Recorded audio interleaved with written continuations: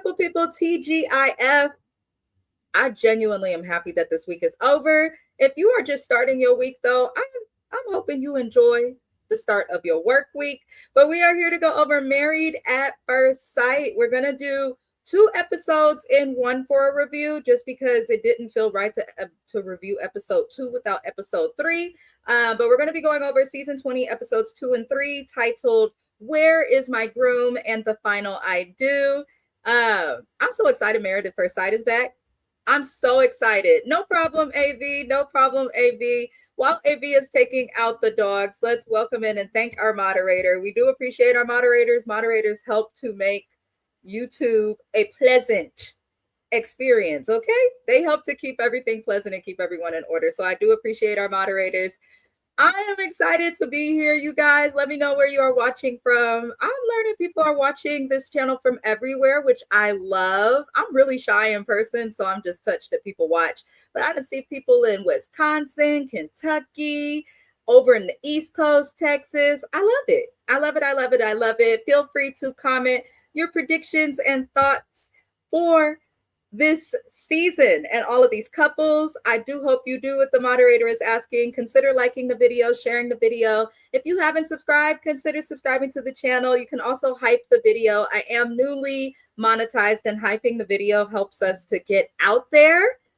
I am excited. Also, if you are an independent business owner, have merch, a product, music, anything you're interested in me sharing on a YouTube live, hit me up. Let me know. I don't mind doing that, and I'm not going to charge you anything for it. That's weird. Also, we do have super chat goals. It does help to keep us in the algorithm and all of those good things. Feel free to leave a super chat, whether it's $1.99. Hell, it could be a penny. We appreciate you. We definitely appreciate you. I'm thinking one couple is going to make it in the distance. Listen, I was talking to AB earlier. I really don't see it for a lot of these couples. I just don't. I really don't. There's a couple of them I feel like might make it. Mecca and Belle Jolie. At first I was like, he's a little zesty, and then the painted fingernails, all of this stuff sends me in a direction of everything. But he could just be, what do they call it? One of those men that's like not overly masculine and in tune with himself. So it could be anything. But so far, even though she didn't kiss him, they seem like the best couple of everybody. Let me know what you guys think, though. We are going to start this review by going over Marissa and Adam. For those who don't know how I do reviews on shows that are like dating shows, I'm just going to go over what happened with each couple throughout the entirety of the episode. If there is anything you would like me to mention, anything you would like me to bring up, just let me know, and I will happily do that, and we could definitely discuss it. Now, I'm going to let y'all know I don't care for Adam. I don't know how to put it. I feel like he's a narcissist. I'm trying to be nice because I don't know this man, and I want to give him the benefit of the doubt, because maybe he's acting like this because he's uncomfortable on TV. Like, this is not a natural environment. But I'm not impressed with his behavior, his existence. None of it. None of what he does impresses me. Adam is also a perfectionist who wants to show off all of his perfections, i.e. narcissist. But we were left with a cliffhanger on the first episode because when it got to Marissa and Adam's wedding, she was like, oh my God, I know him. And I was wrong because I thought that she might have been the girl who was mad as hell on the phone that he was dumping her, even though they had a connection to do the show. I still think that's a huge red flag. But as for Marissa, it looks like she is still okay to proceed with the wedding. Now, even though they know each other, they don't really know each other. She just kind of knows his face. It sounds like they were in a bar. And I'm like, Adam, I thought you didn't drink, but you were in a bar. Okay. But they were in a bar. He says that she was an attractive woman. And I didn't like how he made this comment. If a woman is not attractive and doesn't meet my standards, I'm not going to approach her. And I was like, sir, with your 1980s Richard Simmons curls that are appropriately cut on the top of your head, please. Adam, please. Now, Adam's attractive, but he ain't all of that. I feel like his height is carrying him. His attitude is nasty, and he needs to be humbled. And most people laugh at Eagle Scouts, even though it requires discipline. I said what I said. But I just didn't like how he made that comment. But it sounds like he was attracted to her. He was interested in her. they did have some type of something, but it never went anywhere. But then when Marissa explained it, she was just kind of like, yeah, we just talked. It was nothing that deep. And I guess they didn't go anywhere from there. I'm curious as to why it didn't go anywhere, but they're going to proceed with the wedding anyway. Now, the wedding was okay. The wedding was okay. I didn't like his attitude. It just looked like even through the wedding, he was kind of looking for something wrong with her. And the bridesmaid gave some speeches and he was making faces because he is a judgy, I'm going to turn my nose up, melanin redacted man with money. Like, I don't like people like this who move like this. Her bridesmaids were fine. It seems like Marissa's chill. It doesn't give the energy that she drinks too much or anything like that. But Adam is trying to push that energy off onto her. Now, her bridesmaid was like, Marissa's a cool girl. She can beat any guy when we're at the bar and arm wrestling. And, she looked at Adam, and Marissa's like, oh, don't worry about that. Don't worry about that. I don't see the problem with that. To me, that tells me she's extroverted and comfortable and she's strong. But Adam looked a little bothered just by hearing that she's in a bar. Listen, Adam, if you don't drink and you don't want to be with someone who drinks, you need to make that clear to the matchmakers. If you didn't tell the matchmakers, I'm not a drinker and I don't want to be with someone who drinks, then you cannot get upset and judge this woman for drinking. How dare you? Who are you? You ain't King Tut. You ain't royalty. You ain't nobody. You ain't even all that cute. Who cares? Like, stop making the drinking a thing. People can drink and have fun without it being a problem. Now, I don't know his reasons for deciding not to drink, but just because you have your reasons doesn't mean everybody else got a problem. Like, please. Now, after the speech, he gets up to play piano at the wedding. Now, I'm not surprised he played this piano because he made the group of men during the bachelor party sit through not just him playing 2 long, you-know-what songs on the piano, but then he also plays some stuff that don't nobody know or really care for unless they really into music like that. And I'm like, why are they sitting through the warm-ups? He did the same crap at the wedding with the exception of the warm-up. He did not make them sit through the warm-up at the wedding. However, he did play more than one song. And I was hollering because the bridesmaids was laughing at him. Listen, that's me and my homegirls plus James.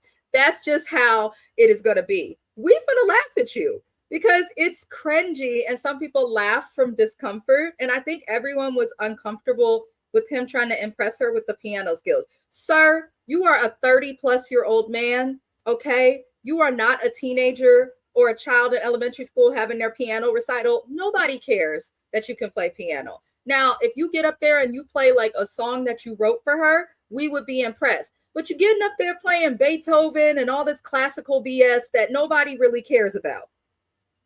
Just say. Now, yes, it's beautiful. And if my husband ever curses me and knocks me up and I'm pregnant, I'm going to be holding up the headphones to my belly playing classical music so my kid could come out smart. Okay. Because there is a thing to classical music, but I just felt like he was doing too much. Like, you're doing too much for attention, sir. But everything with them for the most part was okay. I'm not going to lie, y'all. I got annoyed watching him interact with her mom because her mom looked annoyed because he's like, yeah, like, I'm really into jet skis and I do this. I. How many freaking times can you say I? And now I have to be the corny YouTuber that comes on the internet and reminds Adam that if you're going to be married at first sight or if you're going to be in a relationship with anybody, sir, remember there's no I in team. And he just loved to talk about himself and everything he got going on. But my prediction for this couple, and feel free to drop yours in the chat. That applies to you as well, Replay Gang, if you're watching when we're no longer live. I don't think this couple's going to make it. I don't think they're going to last. Just because you want marriage and want commitment doesn't mean that you have the tools to achieve marriage and commitment. And I don't think that Adam is ready to marry anyone because he's married to the great idea he has of himself.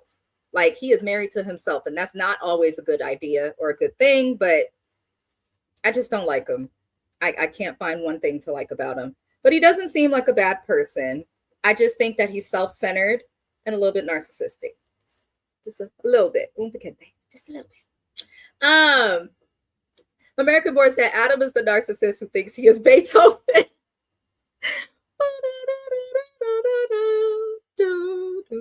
And he's not looking at you when he plays the piano. He's so focused on them keys. My God, I don't understand. I took some piano lessons as a kid. I could probably still play some stuff on the piano, but it's just a strange thing to be proud of. Adam has run out of women to date, according to Reddit. He has been on all of the dating apps. Ooh, see, AB, I need to get on Reddit. I am a Reddit person, but I'm always that person like in the bushes lurking and reading Reddit threads. But I am going to look at Reddit now that I'm off work and all of those good things because Reddit be giving us the real tea. Okay.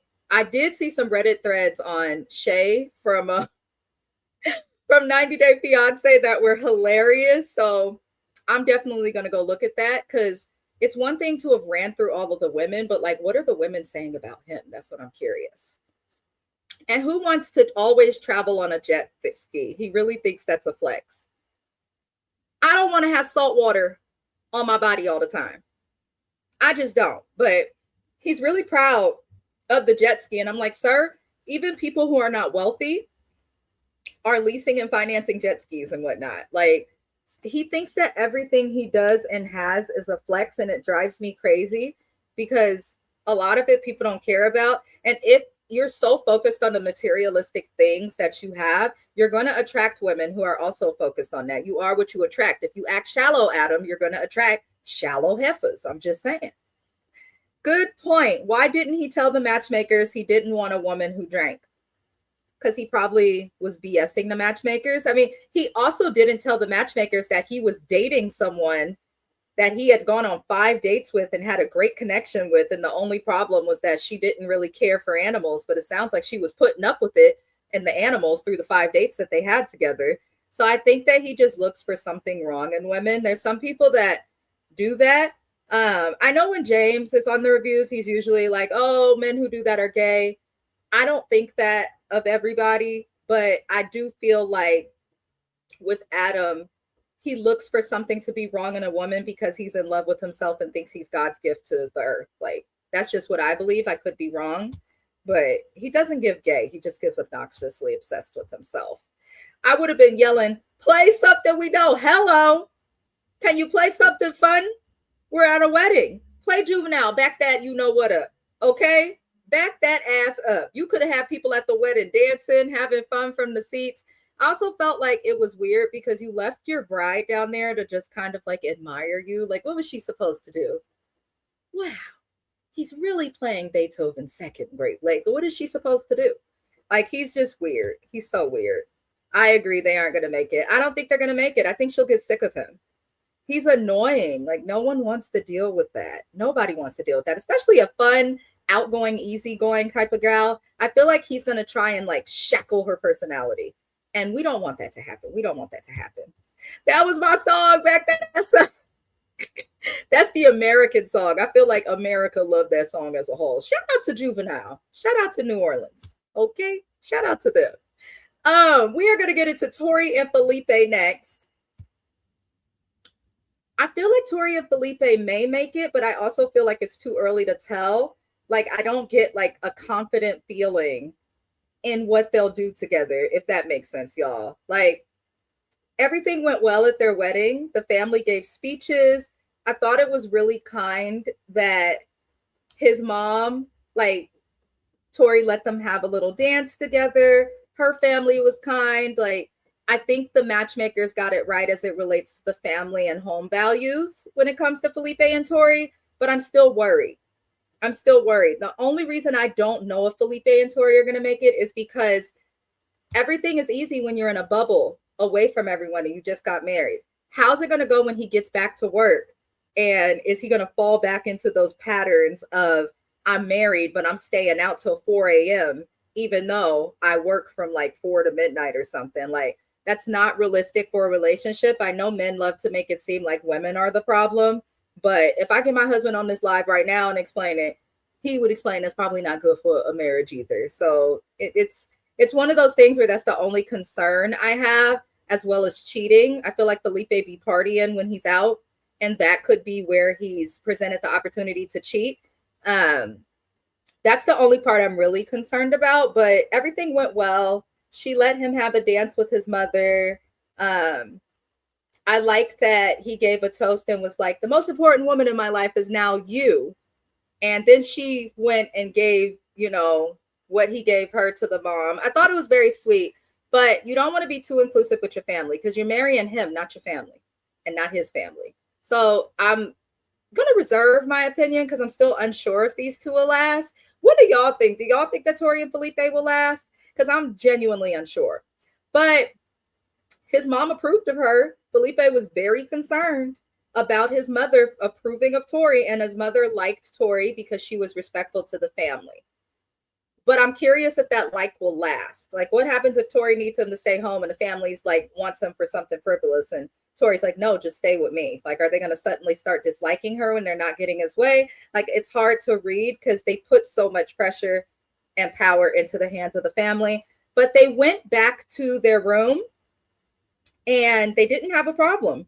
They went to bed. They got right close to each other, which I thought was a good sign. Like, they seemed to be vibing.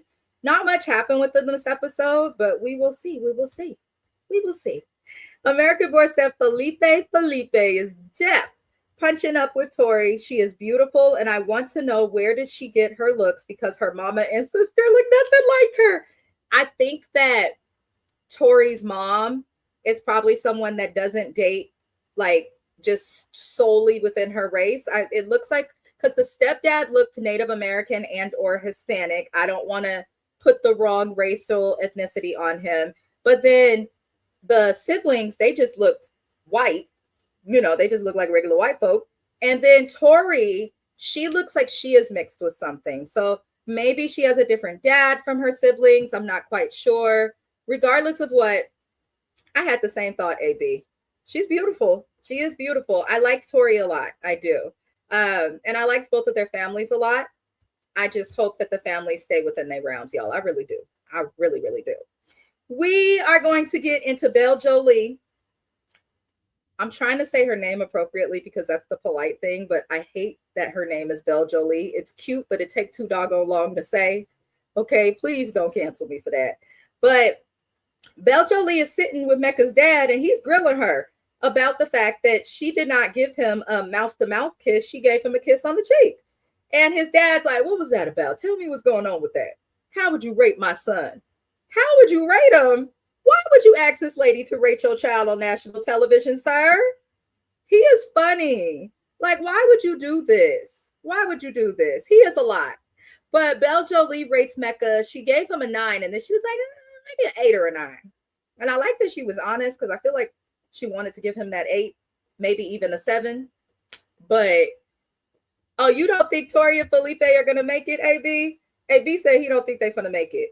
I think the only way they'll make it is if things stay copacetic with the family. But outside of that, them people ain't going to make it. They're not going to last.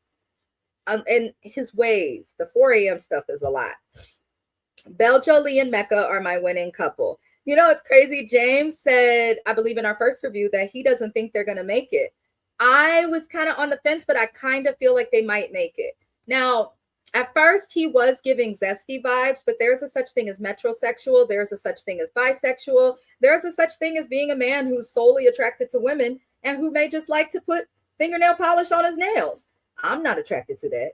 But there are some people who don't care and aren't bothered by it, but one thing about Belle Jolie and Mecca that makes me think they might make it as a couple is the fact that when they were separate from each other, they were both discussing each other. They both seem to really care, like, how they're being received with the other, which I think is a good sign because it shows they're considering each other, versus those couples that are just like, this isn't on my list, and so this isn't going to work, or I'm not getting this, so it's not going to work. Like, a lot of people are in their own way as it relates to being single. Belle Jolie and Mecca can make it, especially how the families vibed, but, we will see. We will see.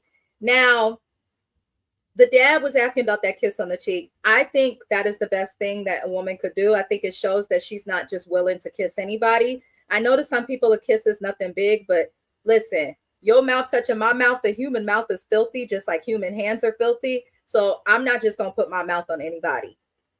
And I'm glad that she did not, because at the end of the day, yes, they are married, but they got married at the first sight of each other. Okay. They don't know each other. So it's okay to take your time. I think that's the safest thing for them to do.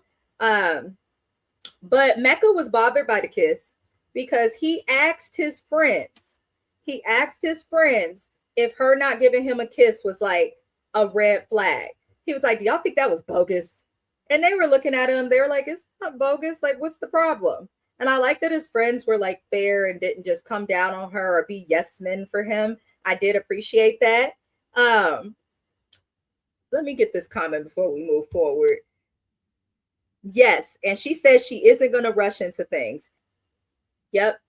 That was what she said that kind of turned me over in the episode. When she said that she don't want to rush things, I said, "Oh, you might make it." Some people are impatient. Some people are impatient in relationships, and that's exactly what ends them. Like, you have to be patient.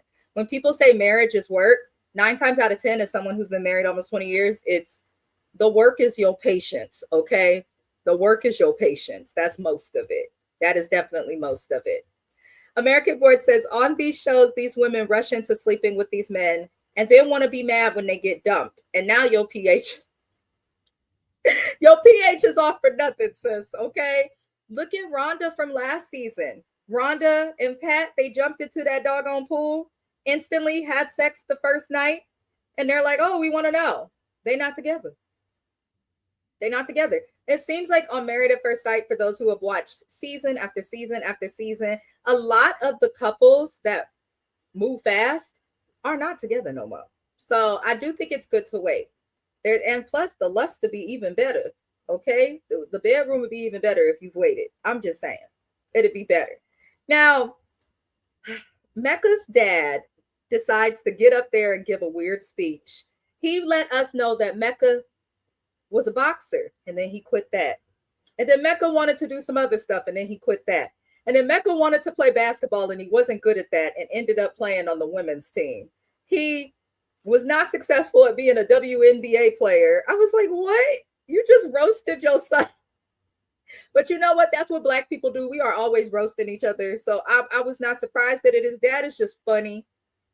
Now, Mecca was looking at his dad like, what is this about? Do not listen to him. I said, sir, your dad is trying to get everything out of the way. He said, I want you to know, this man done had a cajillion careers and has done 1,000 things, and he wasn't good at none of it, okay? So are you still going to want him? Are you still going to want him? I was hollering. His dad had me laughing throughout both episodes because, sir, why are you so goofy? Maybe that's why his dad still looks like youthful. I feel like laughter and being silly helps us live longer. I really do. These women need to be smarter and get to know them. Preach. Mecca's dad was ruthless. He's the MVP of the episode. He was funny as hell. I'm not mad at Mecca's dad. At first, I was like, the hell is wrong with this guy? But then I was like, you know what? He's just having a good time living life, and he's there to support his child. Mecca's mama wasn't there, just the granny. We know that his mom wasn't really in his life. So I appreciate a father that has stepped up and raised his kid, and they obviously have a good relationship. Shout out to all the Black dads, okay? We need more of us on TV. I'm just saying, because I love my dad. I'm a daddy's girl. I know Shayna_MCD, another great creator. She is in the link of this description, by the way. She's a daddy's girl. Shout out to dads, okay? We love a dad. Now, Belle Jolie's maid of honor was funny as hell. I loved her because the maid of honor was me as a friend. She's like, girl, you didn't want to give him a kiss? She said he kind of cute. She was like, I want to take my time. I want to take the time. I want to take it slow. She said, so are you going to get in the bed with him and at least like pop that thing out to the side so he could get a little something? And she was like, no. I said, everybody needs a freaky, fun, single friend, okay? I love it. That is what your maid of honor should be. Your matron of honor, the person who's married and in the bridal party. Okay, they will be fun too, but they can only do so much. Loved her maid of honor. Loved her. Now, last thing we're going to discuss with Mecca and them is his dad. He said, I kind of like the family, so you might have to keep this girl. I said, not you like the family and you might have to keep her. That's the reason, because you like the family? And he told his son, he said, I don't know, you might have to clap them cheeks, but I like the family. They cool. clap the cheeks and keep her. I said, not clap the cheeks. Why my husband say that's me as a father? It better not be. This is how you keep me from not being pregnant. Because if I have a child and my husband looks at him and is like, I like the family, clap the cheeks. What? Crazy. But then he also said, I seen you had an erection standing up there at that altar. His dad is so, Mecca is so tired of his dad. Mecca's dad acted an absolute fool. Okay. He told everybody his son failed at basketball and couldn't even make it in the WNBA. Then he told everybody that his son had an erection and needs to clap the cheeks. I said, you know what? Go sit down somewhere, sir. But come back on our TV screen as much as you can this season, because the way that we laughed watching that episode was necessary. It was absolutely necessary. Now, Mecca and Beljolie, after the wedding and reception, they're headed back to the room. And I love that in the car, they were able to have conversation. I think any couple that was just silent in the car, that would have been a little bit of a red flag. But they did discuss their parents. She didn't have her father in her life, and it doesn't have a relationship with him in today's time. And Mecca does not have his mother in his life, and it looks like they don't have a relationship in today's time. I feel like the trauma bond that the matchmakers put them together with, I feel like that is actually coming into play. Everything went well for them for the most part. We know she ain't giving up. She's not letting him clap the cheeks, but I do sense a connection with these two. There seems to be a mutual attraction. The families got along. And I think the fact that they both have like goofy people around to kind of help them to not trip out is a good thing. Like Beljolie was making the kiss a big deal and Mecca was making the kiss a big deal, but both of their friends on each side of the party was kind of like, this ain't no big thing. Like, this ain't no big thing. So I like Mecca and Beljolie.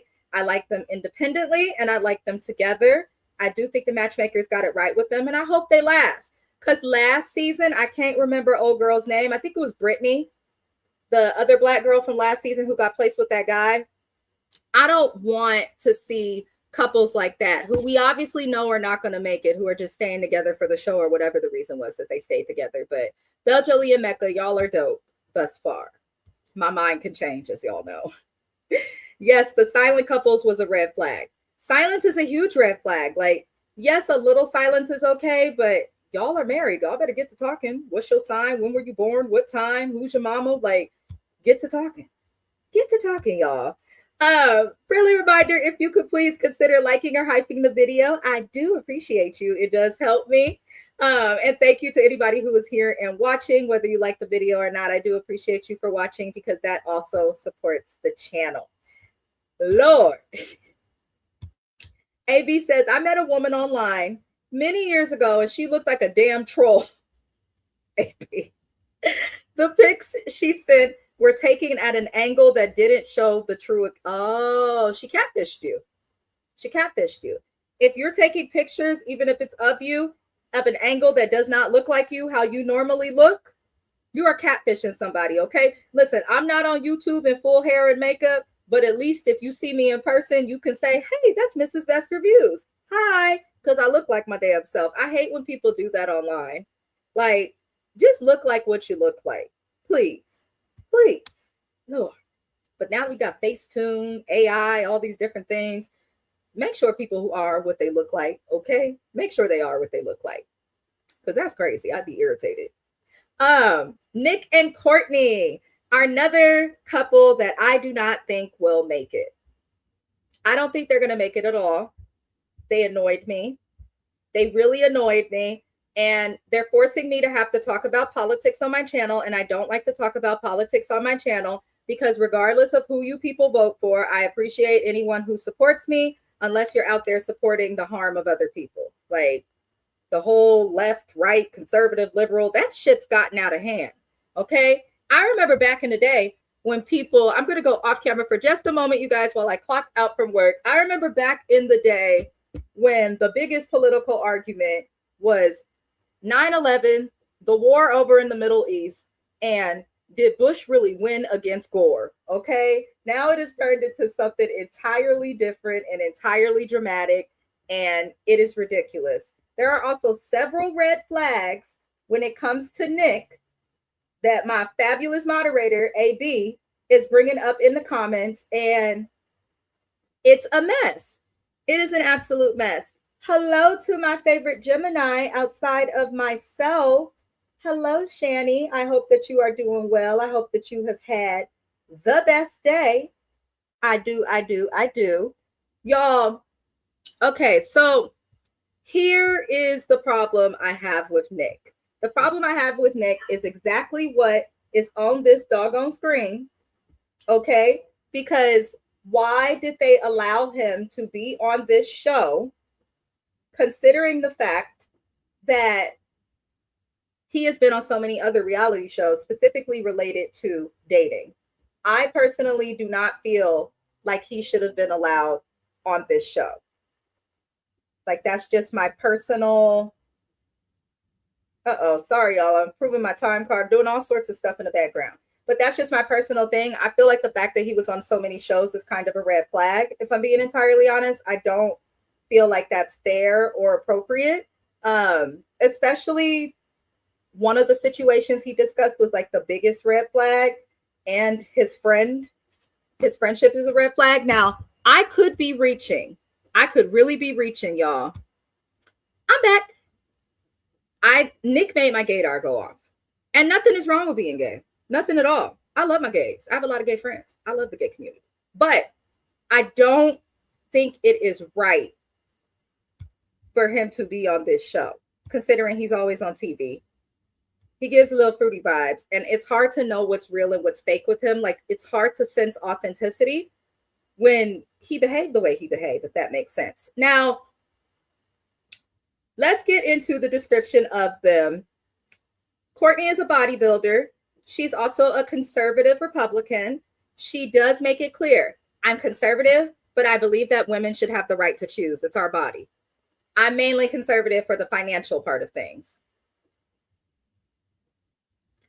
When people say that they are mainly conservative for the financial part of things, you realize that as a woman, you just said, but I don't support women not having the right to choose.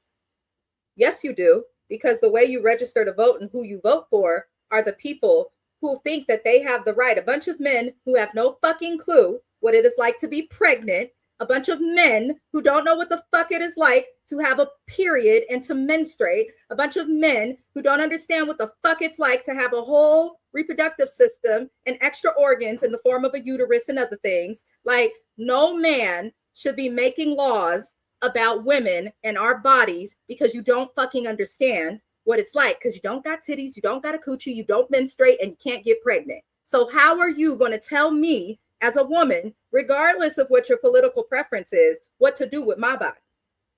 I would love to know. And I'm not trying to get into politics, but they talked about that on this show. And I don't feel like whether you a Democrat, a Republican, or a random person on the street, if you don't have my parts, you don't need to govern my parts. Okay? And I know everyone has their different opinions and stuff, but I'm just like, for her to say that, I'm like, okay, girl, so you a hypocrite and up and down like the rest of them. And then when the people asked her about being a conservative, she was like, they asked her about January 6th. And she was like, huh? What happened on January 6th? Bitch, please. That irritated me. Because if a bunch of Black people would have stormed the White House, broke windows, and pulled an insurrection against the Capitol, just because some orange man who looks like he has a sunburn that he cannot fix for his skin said to do it, is crazy. It's absolutely crazy. To ignore what happened that day is insane. It will forever be a part of history. Whether you like it or not, kids are going to learn about that shit later on down the line. The delusion is crazy. The delusion is crazy. We all know what the fuck happened. It was on Fox News. It was on CNN. It was on the Shade Room, social media, whether you had cable, didn't have cable, everybody knew it happened. So I was pissed off when she acted like she didn't understand January 6th and then giggled about it. Bitch, that's why you look 45 and you're only 28. That's why. That is why, Courtney. Side note. Thank you to my ancestors. Why does this lady look like she could be my mama? Why is she 28 years old and Courtney looks so old? And I'm not trying to be mean. I was baffled when the screen said 28. Cause what? Cause what? Lord. AB says, I don't think he should have been on the show either. I don't. And to the Trump supporters that are going to attack me for this video, because anytime I'm forced to speak on something political, they attack me. I don't care. But thank you for helping my watch time hours. Vote in your upcoming elections. That is all. American Born 2. I need my partner in crimes with the jokes for Miss Best Live. I love it. I love it. Yo, twin, I just be here for you so much. I don't even know which shows you be doing live. I just come on here and crack jokes. I appreciate you, Shani. I appreciate you. I appreciate you. This is Married at First Sight. It is on Peacock now. Tap in if you have Peacock. It's pretty good. We're only 3 episodes in, so you're pretty solid. I didn't even realize we were doing episode 2 and 3. I didn't know that they aired until like I was on Peacock actually watching Traitors. I am late. I am just now getting into Traitors. So I am watching season 1 and I'm going to be watching all the seasons. I'm loving it. Loving Traitors. But when I was watching Traitors yesterday cooking, I saw that it said new episode for Married at First Sight. And I was like, huh? They released one? So they released 2 episodes. So I was like, I'm going to just do them as they come, y'all. Hi, Alicia. Congrats on you and Kiwan's interview again. Please go check out Alicia TV. She does reviews as well. Also, she has Black Girls Den podcast. I do tend to put them in the link of the description, or their link in the description of the video. Check out and tap in with her channel. They actually talk about topics that matter, which I love, which I absolutely love. Tap in with Alicia. AB punch a man who could never handle any of that pain. Oh, Lord. Oh, Lord. Alicia says she knew what happened. Oh, yeah, she knew about January 6th. Nobody could not know. And that's the thing I don't understand with like MAGA. When he's doing stuff that is bad and that he cannot hide behind, they act like it's not happening. But when he's doing stuff that is awful or harms communities of color, they act like he's done God's gift of work. And it's ugh. I don't understand the delusion of MAGA. I would love to study them for my dissertation. I would love to study them and write on it for school because something wrong with them. Something is wrong with them. And this lady looks so old. She does look older. I know it's a little bit of a oop, but I was like 28. But looking at her mama, maybe the bodybuilding, AB had said earlier, sometimes bodybuilding can be hard on the body. Maybe it's age in her. Is she trying to give off dingbat? I don't know what she's trying to give off, Shani, but she annoyed me. Her parents and her are bodybuilders. That stuff ages you. Yeah, I heard that bodybuilders do a lot that's not good for the body in order to like build themselves up the way they need. So maybe that's the problem. We get 3 episodes dropping next. It's weird how they are doing it. Did they drop another 3 episodes? I'm going to try and keep up with these reviews, y'all. I'm going to review every episode, but if they drop in 3 episodes every other day, I'm going to do the best I can with what I got. Okay? I'm going to do the best I can with what I got. Sorry, that should have said a bunch of men who could never handle the pain we go through. Ah, okay, that makes sense. That is true. That is actually true. Hey, Vibe. Hello, hello, hello. Welcome in, welcome in. Don't forget me. I will never forget you. I learned that Vibe X is an author, you guys. I'm going to check out his books on Amazon, and then I'm going to provide you guys with a link to them because we love to support anybody who is like writing, doing anything creative. We love to support that. Right. They are delusional. They are delusional. They are very delusional. Thank you so much for the shout out. I really appreciate it. I may review this show too, so I'm glad you are as well. You should. You absolutely should. You absolutely should. I am in a master's degree program for psychology with an emphasis on health and social work. I will be finished next year, but I am considering my doctorate next. It's going to be a lot of work, but I'm actually considering it. I'm a nerd, y'all. I like to learn. I do enjoy learning. I will be the first in my family with a psychology degree who is not doing therapy because my mother's a therapist. My little brother was doing therapy. We got LCSWs for my stepdad and stepmom. So I'm trying to do something different because I don't want to sit and how did that make you feel? Like I don't want to do that. I don't want to do that. I am not that smart, but thank you, Shani. I got to read a lot and study in order to know what the hell they be talking about at school. That's the only way, y'all. Now, as for Nick, he has done The Circle. He was on A Perfect Match. He was on some other dating show. And apparently, when he was on The Circle, he was, what was it called? Catfished by his friend, which was a mess. I didn't understand that. Now, their wedding went well. Nothing crazy happened at their wedding. But his best friend who was at the wedding was the person who catfished him on the show. So I guess Nick thought he was dating a woman, but that woman turned out to be a gay man. And he ended up befriending that gay man. Nothing's wrong with that. Like the fact that he befriended them, but I do find it odd because all of his friends seemed a little zesty and then he seems a little zesty too. And he's been on all of these shows. So I don't understand, like, his friendships were odd. I'm not staying friends with a motherfucker who catfished me. I know that's bad to say. I know I just cursed and I'm sorry. I'm trying to do better at cursing, y'all. But you catfish me. I don't want a relationship with you. You're a liar. Absolutely not. Who else is you catfishing? Who else is there? If you catfish one person, you'll catfish another. Thank you. Thank you. Not Dr. Best. Not yet. Not yet. That's going to take some time. That's going to take some time. I got to decide if I actually want to do it. But the academic advisors, the college counselors have been talking to me and there's like a process to be considered for a doctoral program and all of that. So I'll see. We will see. Now, they got to the room and she was it was very strange because she immediately took off all her makeup and she's like, this is me, this is it. But she really didn't look that much different without makeup. So that's a compliment. That is a compliment.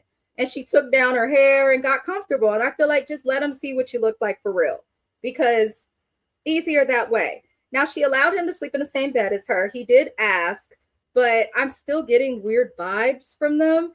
I'm just not over the fact he's been on so many shows. And I feel like Courtney's kind of picking up on the fact that that might be a red flag. And hopefully they,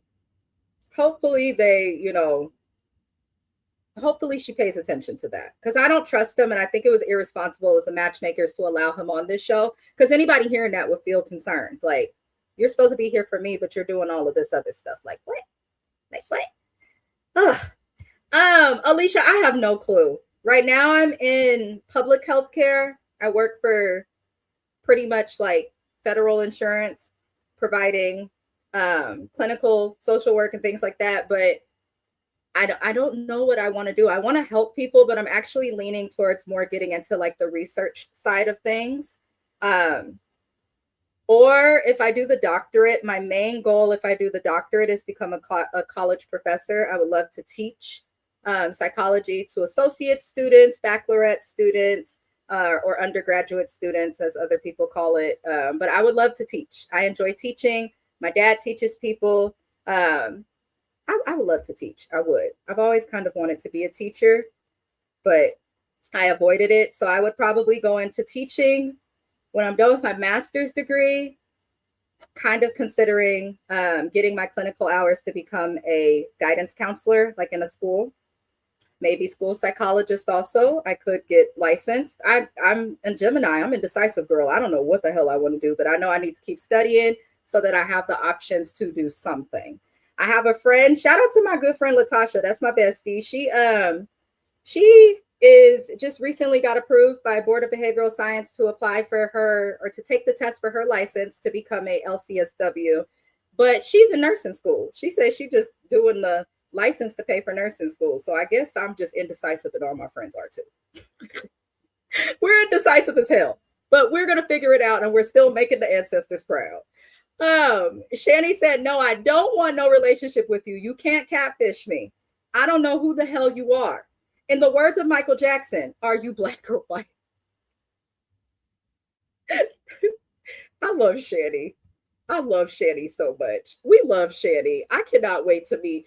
Shani, American Board, I can't wait to meet y'all in person. I will come see y'all. I'm coming to see them. Love me some them. Yeah, take that off your face. Let your hair down because you can't stay in that all day. 24 hours. He's gonna have to see you eventually. I respected her for that because I know a lot of women are scared to like take off their makeup and how we present like publicly, but being married means they're gonna see you when you look crazy. It happens. It should not be the regular thing, but it does happen. It does. Everything is calm now, but next week, once the honeymoon start, it's gonna be chaos, and I love it. That's where everything goes to hell with Married at First Sight. When they get to the honeymoons, that's where everything goes to hell every single time. These people are in their 20s but look 40 plus. Am I the only one seeing this? Vibe, you are not. You are not. I didn't know if I was going to say that when I came on this live, but then I was like, you know what? When I saw 28, me and my husband were like, hold on. He was like, pause it, look, rewind. I did not believe that she was really 28. And I'm like, did the doctor not check her ID? Like, didn't believe it. But honestly, no shade. After I saw her mom, I was like, I do think AB is right. It's the bodybuilding. It's the bodybuilding, y'all. Yell, twin, you're not sure what you want to do. Get out there and clean up that organization. Toothless, not homeless, or homeless, not toothless. I can't fix nothing Dorit has broken. Okay? I cannot fix anything Dorit has broken. I'll end up with a drinking problem like PK. We can't do that. Oh, Lord. Yeah, so he ended up getting married, but was on all of these shows looking for love. Thank you, Alicia. Biggest red flag. And people were talking about it at the wedding, like the wedding party. They were like, he's been on 5 reality shows. Like, he should have told that to Courtney in private instead of being so open with everybody at the wedding about it. I thought that was a little weird. Alicia, please review this show. Y'all, push Alicia to review this show. Please. Please, please, please.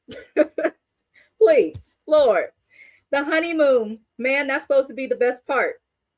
See, when you're marrying someone that you've known, the honeymoon is great. I had a time on my honeymoon. My honeymoon was in Vegas. We were young. We had a time, okay? We had a time. My husband did end up like super effed up, hungover, throwing up for one of the days. But other than that, we had a great time. And he was young. I got married at 19 and my husband was 21 at the time. So understandably, he got tore up. I couldn't even go into the bars, but we was young and we still here. Okay, we are proof. Them courthouse weddings, they be lasting. They be lasting.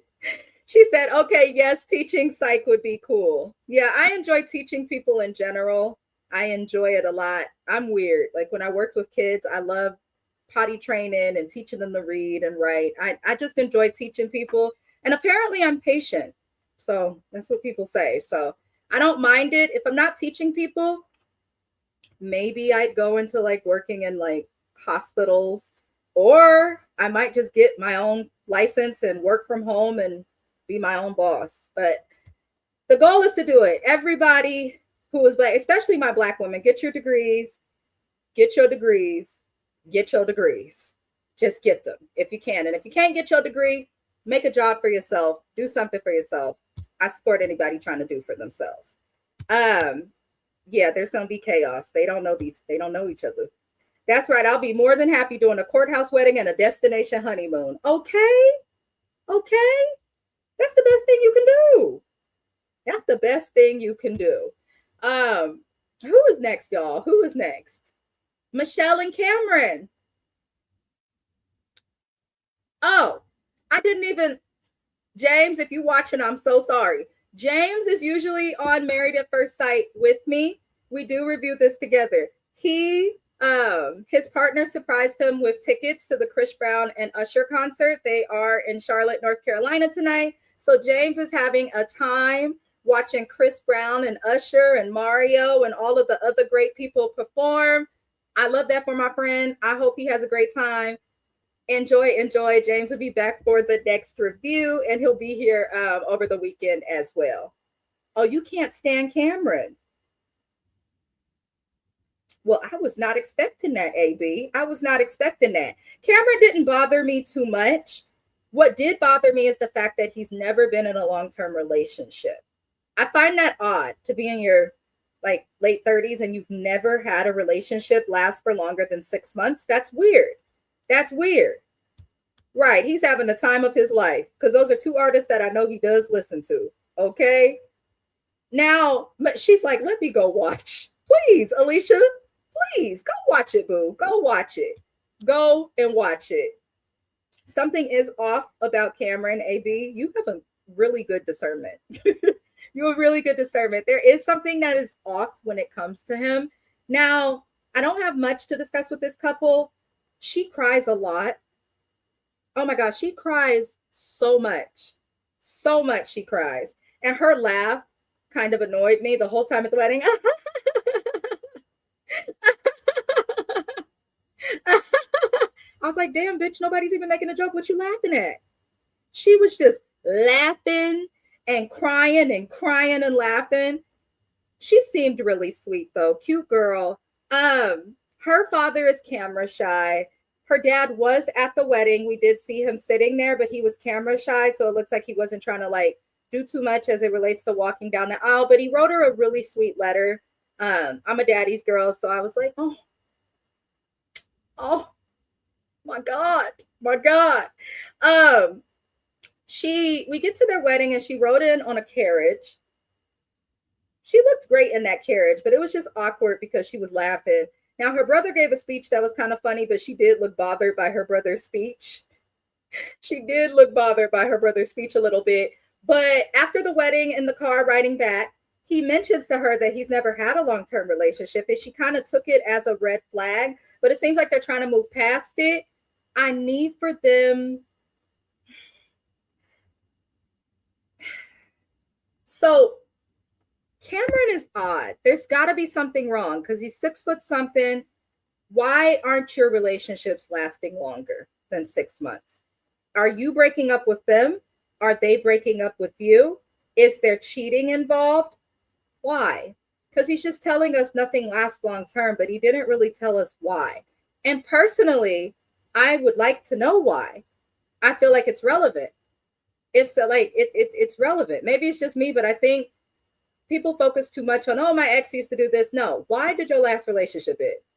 That's the question I have for Cameron.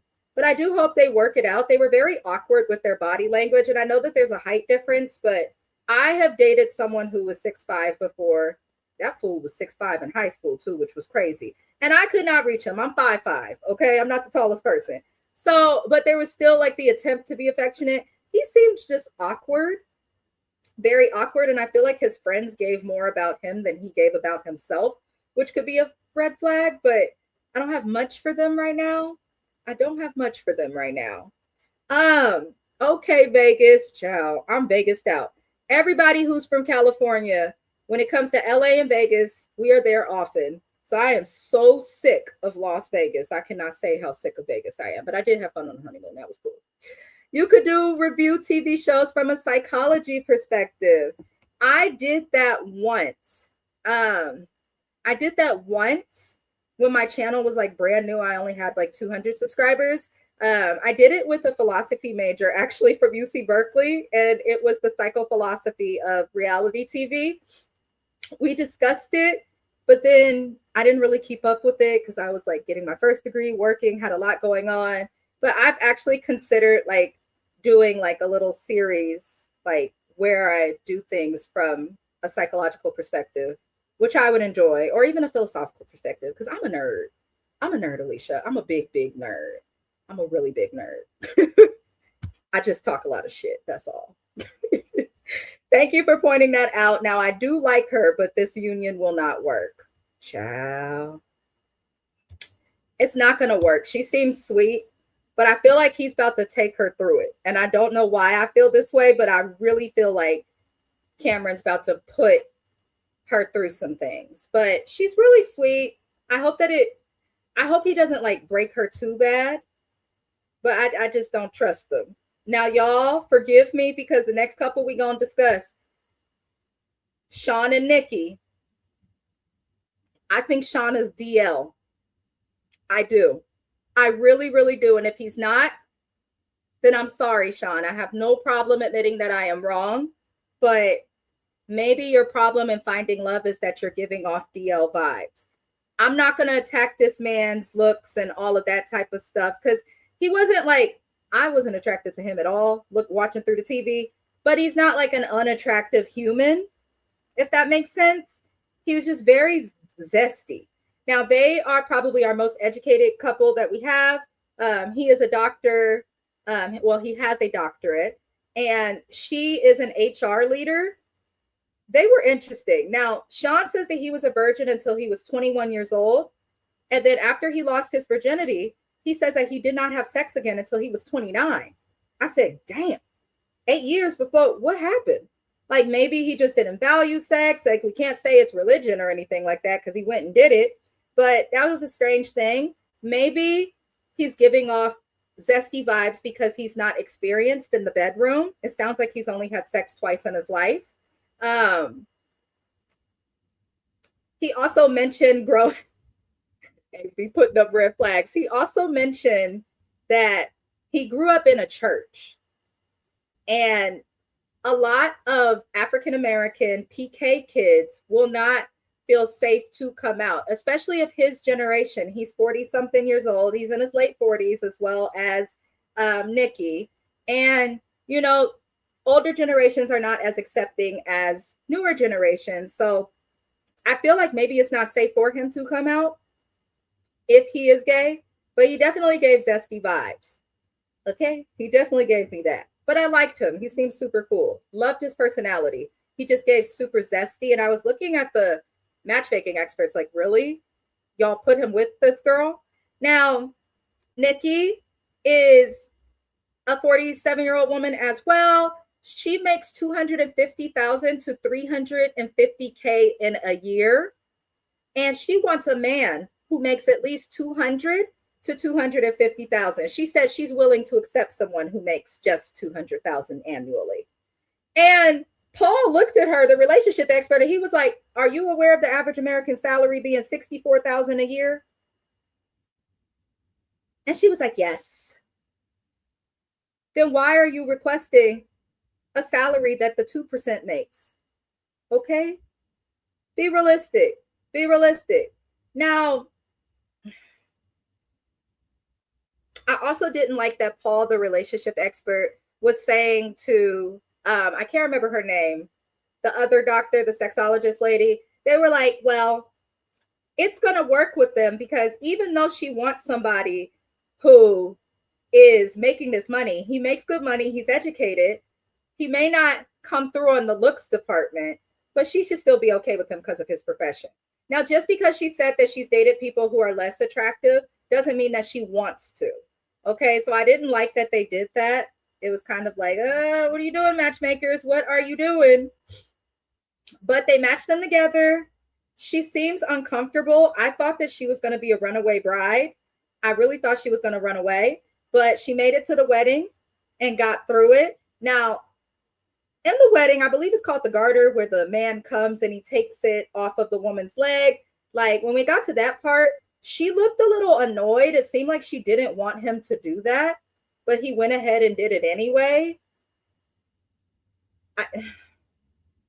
It was just some awkwardness there. And he asked to give her a kiss. She did agree, but she seemed uncomfortable giving him affection. Now they moved back to the room after the whole wedding and event. And she asked him, she was like, "How do you sleep?" He was like, "Usually just in some basketball shorts or something." Most men do this. Hell, he's sleeping more than my husband. My husband just sleep in a pair of drawers and calls it a day. That man be out. But, you know, she was like, "Okay, well, you need to put a shirt on tonight." And then she also asked him to turn the thermostat up. So you want me to put on clothes and I got to be hot? If I was Sean, I would have slept on the couch. But he was willing to be respectful. He was willing to be respectful. Now, he made some sex jokes that were uncomfortable. Like, he's like, "So what you want to do? You want a 69?" Or you was like, "Wait, what?" Even if you're joking, it was just cringy to watch. It was absolutely cringy to watch. Then he was following her as she was getting ready for bed. He's like, "Can I get a kiss? Can I get a kiss?" And I'm like, "What do you mean, can you get a kiss? What is all of this with your cup?" Sir, you are going to make her gaydar come. Just stop. Just stop. Don't do this, Sean. She declined giving him a kiss. And she said to the camera in the confessional, I don't want to be having to give you a kiss every over and over and over and over. Girl, you had one kiss with him. Just admit that you don't like him for real. Just admit that you're not attracted to him. Because this was goofy and awkward. And I felt like, she was a little mean and didn't have to be that way, but he was also given a little thirsty, like he was just trying to get straight for the bedroom. And one of his groomsmen had told him when they were at the wedding, he was like, you should take things slow. You should wait. Take your time. Don't rush into stuff. Respect her boundaries. And when I say he did the exact opposite, and I just wish he didn't, but I don't know. It's okay. It's okay if you are in the closet to come out, Sean, because you're a likable person. You're intelligent. You're a handsome man. But maybe your struggle with women is the vibe that you're giving off. And sometimes we don't realize how we present to other people. Maybe that's what it is with him. But he seems like a nice guy. I don't think this couple is going to make it. I'm surprised she went through with the wedding, if I'm being entirely honest. But let me get the comments. Not the AB. She wants what she wants. Delusional. If you make $300K a year, girl, you need to go date your colleagues. Go to the golf club or wherever the rich hang out. Go there. Come to the Bay Area. You'll probably do better in San Francisco or San Jose or even Los Angeles, certain parts, meeting rich men, than you would here. Like, my God. Lord. Not gonna work. She wanted a tall man. That too. He's not attractive for her. She wanted someone tall. His income doesn't match what she wants it to match. The matchmakers failed her. I'm not even mad at Nikki for acting how she acted, because if I were the matchmakers, I would not have matched these people together. I would not. Oh, you thought she was going to run too. I'm surprised she went through with the wedding. I am surprised that she went through the wedding and that, who was the other one that was nervous? I think Marissa. I was surprised that both of them went through the wedding. She didn't want to see all that dad bod with no kids. Dad bod with no kids is never a vibe, never a flex. My goodness. Oh, Lord, Vibe even says she's a mess. I agree with this. He was wrong for the sex jokes. Like, why are we talking about 69 when we just met? My husband ain't shit, though, because he going to say, at least he know that she'll give head because she wasn't against it. She just said, not yet. I said, you know what, Mr. Best, go to the bush and weep. Go to the bush and weep, sir. But he kind of had a point. Yes, his uncle gave him good advice and he ignored it all. He did. And his uncle seemed like out there with personality as well, like Sean, but did not give gay. So I don't know. It's sad. It does make me sad that people feel the need to have to hide their sexuality, because I can't imagine having to go through that. So my empathy is always there for people who feel the need to do that. But at the same time, it's not appropriate. It's not fair. And it's not okay to interrupt or enter someone else's life when you know that you are not, that's not what you want, but I hope that it works out. She said, call them dad bod. Hot Mess Express. I don't think Sean and Nikki are going to make it, but what I will say is they both seem like nice people. They're both accomplished and they both define Black excellence. So I do hope that if they don't make it together, that they're able to find someone. And if they are able to make it, more power to them, okay? Alicia said, I can't stand this nasty man. He was doing everything. Like, it wasn't just like his personality. It was everything. Mannerisms, body language, like how he spoke. Like, only someone who's not experienced in the bedroom would bring up 69 the way that he brought it up. So I don't know. But I'm not attracted to a zesty feminine man either, but that's just me. Also, I'm in the Bay Area. Anyone who's dated a man from the Bay Area, you may be entitled to compensation. So we are one of those places where the men here are like, but the Bay Area has beautiful, great women, accomplished, usually make their own money, and the men here are just like mama's boys, man child, YNs, and men that are reformed from being hoes. Like, Bay Area is a tough place to date, y'all. I need to find Nikki's number. She could take care of me. AB told me earlier, I'm going to see if she'll take me and the dogs. Hell, pull your part, do your part. Absolutely. That velvet coat bothered me. I didn't like what he wore to the wedding. I did not like it at all. I did not like it at all. That was problem number one. Is this a couple with the finances? It is. They both make really good money because he said he's getting ready to become president of a college. So he's going to be paid very well. And she's an HR leader making almost 300K annually, regularly. So I'm like, shit, I got the wrong degree. I'm trying to help people with their lives and research shit. I should have just HR, you're fired, you're here, you're hired, make the paperwork. Or there's something called industrial organizational psychology, which is related to like building job boards, company policies, things like that. I should have done that because my God, no, they make great money. And they're in Seattle. Seattle's kind of expensive, but not so much. I love Seattle, by the way, you guys. I've always loved Seattle. Blame it on Grey's Anatomy. I'm a super fan of Grey's Anatomy. And so I started looking into Seattle in high school, like 2004, 5, 6. But I was watching Grey's Anatomy and I was like, oh, I love it. I love it. I love it. I want to go live there. I visited, but now I'm like, I don't know. But I love Seattle. Somebody told him to bring up that 69 option tour. No, they told him the opposite and he didn't listen, Shanny. He didn't listen to his uncle who tried to warn him. But I hope that they figure it out. I do. I feel like Nikki's also one of those people who will take a little while to warm up to people. So there is that. Now, the last people we're going to discuss was our final couple, the final couple to say I do, no pun intended. Devin and Caitlin, they were funny. Well, not them. Caitlin's dad crashed out in real time, okay? Now, everything was okay with the two of them. I don't have much negative to say about Devin or Caitlin. I actually feel like they did okay as a match, but her dad was not happy at that wedding, okay? He was.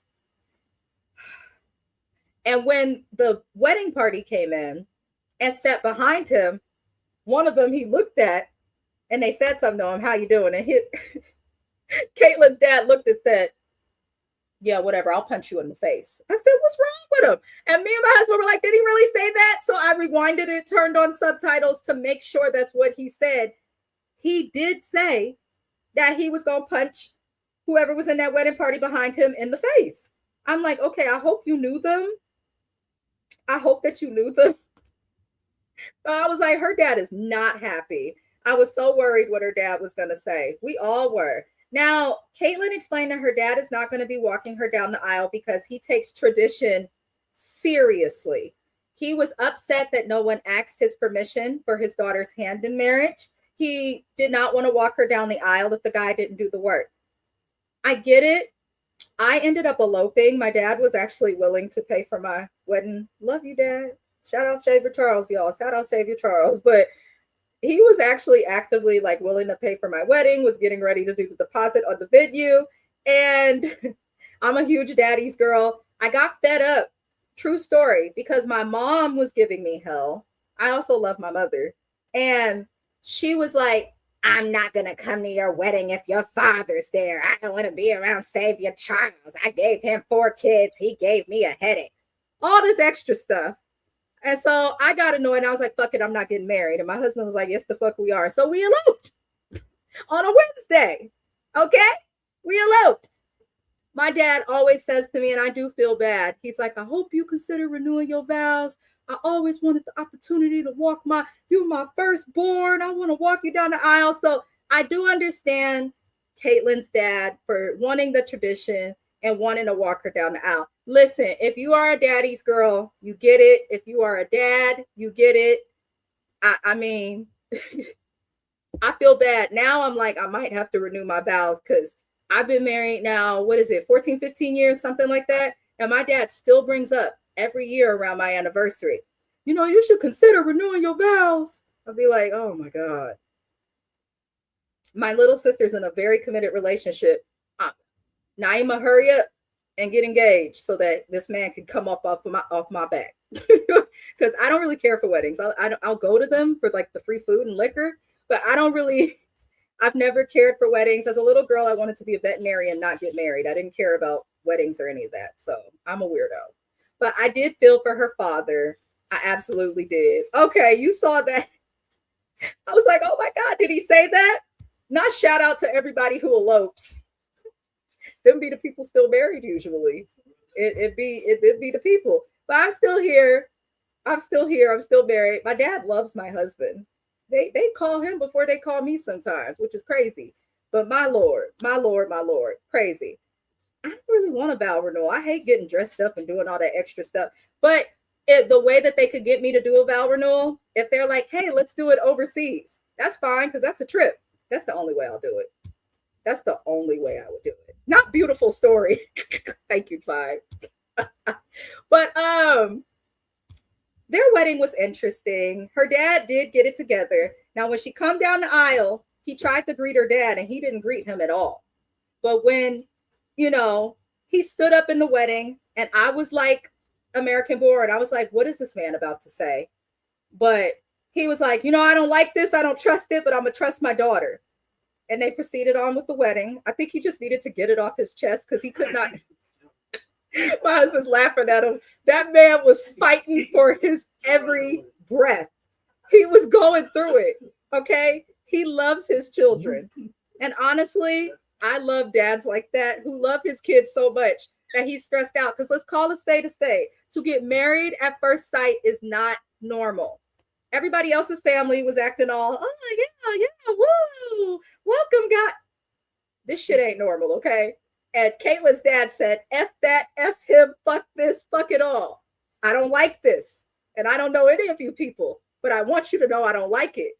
I'm on your ass. I feel like he did it maybe so that he could make sure that this man don't mess up. Because now I'm sure that Devin knows not to make any mistakes with this girl because her dad is looking for a reason. Okay, he is looking for a reason. And she looked just like her dad too. I don't know if anybody caught that. But they seem like an okay match so far. I like them as a couple and I feel like they may make it, but I don't know enough about Caitlin or Devin or their past relationships to predict that they will.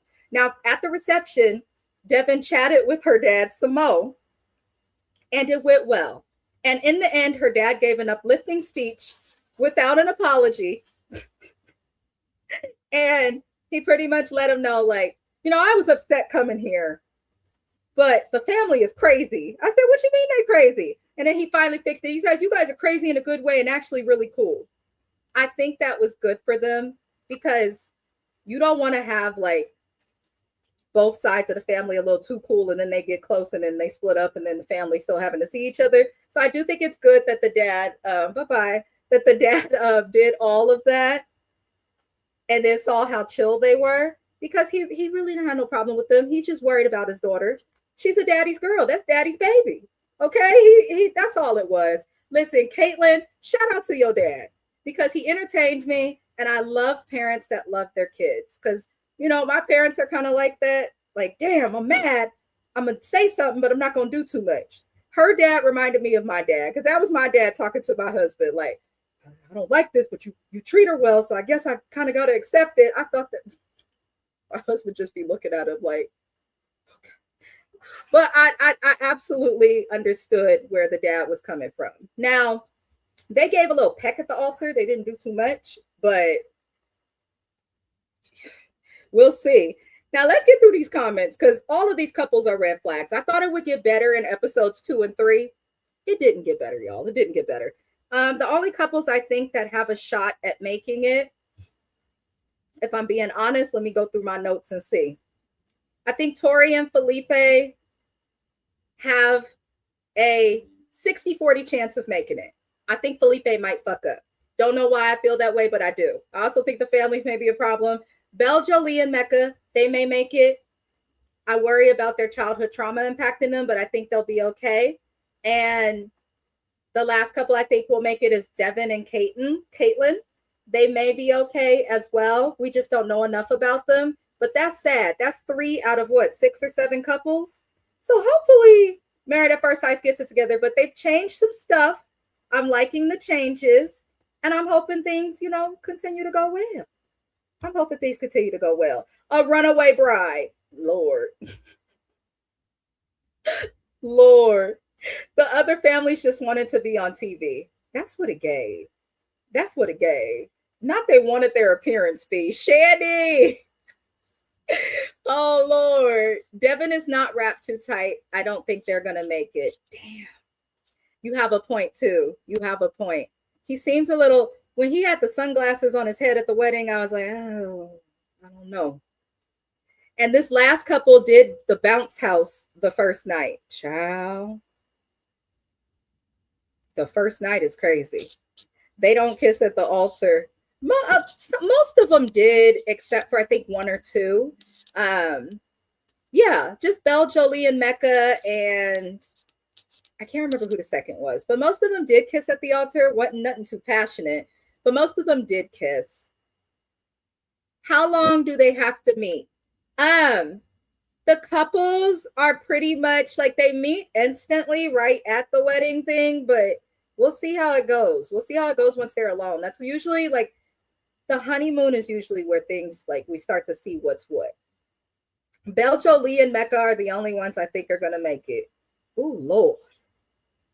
She makes $300,000. I wouldn't even be on the show. Say it louder, Alicia, for all the people in the front, back, and center, because 300,000, girl, you need to go call the millionaire matchmaker. Call, what is her name? Patty? Does she still work for them? Call a millionaire matchmaker. There are even dating apps for people that make more money. I have a cousin who is in LA who does, I think, corporate entertainment law. She's some sort of attorney. She's always busy. She's a cousin that's much older than me. But when she dates, she uses like a special app that is for people who have certain like income brackets. Maybe she should have done that. Or maybe she don't want to spend her money on that, child. Maybe. But I agree. I wouldn't be on the show if I made that. Nikki should have had a prenup signed as well. Yes. Yes. I'm like, you got married at first sight with no prenup and you make $250,000 to $350,000 a year by yourself after tax. Baby, prenup, post-nup, extra nup, seal it nup, gorilla glue nup. Okay, her prenup needs to be tighter than that gorilla glue that lady put in her hair during COVID. Okay, on my mama, it really do. Ain't no way I'm making that much. Listen, as I got my little degree, I've been talking to my husband. I said, listen,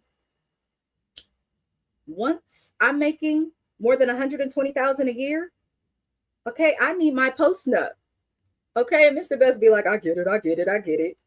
Because, yeah, if you love them, who cares? Sign the paper. The goal is to stay together, right? That's the goal. So I'm surprised that Nikki did that. I'm so glad y'all caught that because, whew. Now, that is it for my review, y'all. I had a lot of fun with y'all today. Please check out Alicia TV. She is a content creator. I do tag her in the description. Sometimes I try to alternate between all the creators I love. Tap in. She does content sometimes with Kiwan JTV. I enjoy the content they do together. Y'all did great on that interview. I want to say that again. Y'all did really good. I appreciated how you talked about the show, but you also spoke about like relatable things in actual life. You're both very good at interviewing and should do more. Just saying. Consider it. But tap into her channel. Tap in. Premiering right now on my YouTube channel, like literally right now, is a review with me and James for $1 Million Nannies. Tap into that review. Other than that, I sincerely appreciate everybody who watched and supported this review, because I hate to get up here alone, but y'all always make it worthwhile. I hope that everybody enjoys their weekend. To anybody watching from the East Coast, if you're seeing Chris Brown and Usher, they will not be in the Bay Area until August. I had already brought my ticket with the city pre-sale. I'm so ready to see them. I'm going to be waving something so they could see me, just waving a flag. I love it. I love it. But I love all of y'all, you guys. Tap into our $1 Million Nannies review. Love and like, comment your predictions, Replay Gang, and I'll see y'all next time. Au revoir. Happy Friday.